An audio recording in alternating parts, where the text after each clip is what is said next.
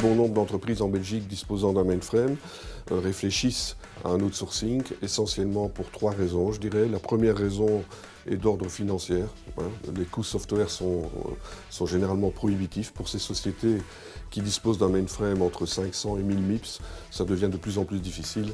La charge financière, surtout des coûts software MLC, est très importante. En outsourçant leur mainframe vers une compagnie telle qu'NRB, les entreprises peuvent espérer un gain de l'ordre de 30%. La seconde raison, c'est l'évolution technologique. Le hardware IBM évolue au niveau du mainframe tous les 2 ans. Donc il y a une nouvelle machine qui est présente sur le marché et donc ça devient de plus en plus difficile aussi pour ces entreprises de s'équiper de la dernière technologie. La troisième raison, c'est que les compétences sur le marché du mainframe deviennent de plus en plus rares.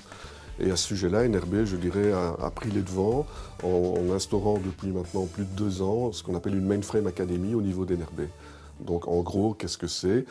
Nous repérons les développeurs les plus compétitifs en termes de performance au niveau d'écriture des programmes PL1 ou COBOL et nous les insérons dans nos équipes de système engineer.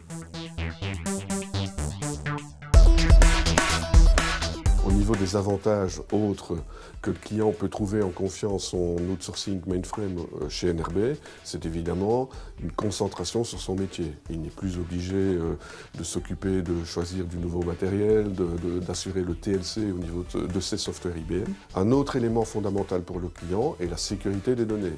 Il va, en outsourçant son mainframe chez NRB, bénéficier d'une réplication synchrone de ses données disques et tape sur le site distant à 30 km du site de Herstal. Autre point important, c'est qu'au niveau des équipes, NRB dispose de plus de 200 personnes, spécialistes mainframe, tant au niveau de la gestion opérationnelle qu'au niveau développement applicatif et maintenance applicative.